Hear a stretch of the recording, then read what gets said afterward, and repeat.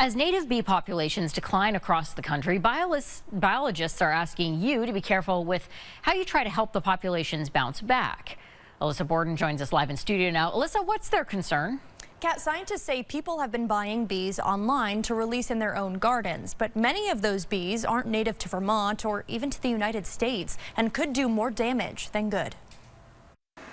Spencer Hardy is a biologist with the Vermont Center for Eco Studies, here to talk with us about how to help our native bee populations just before things begin to thaw out. Spencer, we've reported extensively about the declines in native bee populations here in Vermont. Do you know, as of right now, how are things looking going into the spring?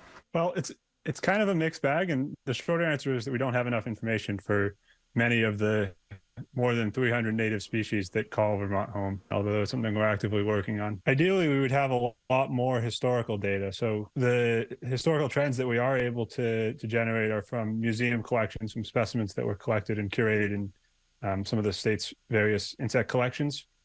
But we do have a good bit of data for recent years. The Vermont Center for Eco Studies is asking people to feed the bees this year and not to buy them. Can you explain a little bit about what that means? Yeah, so there's been a recent trend of online companies that are selling mason bees and other cavity nesting solitary bees, reportedly to help save the bees, to address this crisis that we're facing. Unfortunately, there's not a lot of data to suggest how helpful this is, and many of these species are unknown to the buyer, and you don't know necessarily where they're coming from, which can lead to accidental introductions of species and of pathogens and parasites that are more likely to harm the native bees that are already here than to be helpful. So instead of buying bees online, what do you suggest that people do in order to actually help the bees? Planting native flowers is the short answer. Most of these bees require some native species for their pollen and nectar needs. The more diverse, the longer that you've got flowers blooming in your garden, the more bees that you're able to attract and the more likely they are to be able to provide the resources they need for the next generation. And some people might buy ladybugs online as well for their gardens. What are your thoughts on that? Is that harmful as well? There is some evidence that there's some potential concern there as well.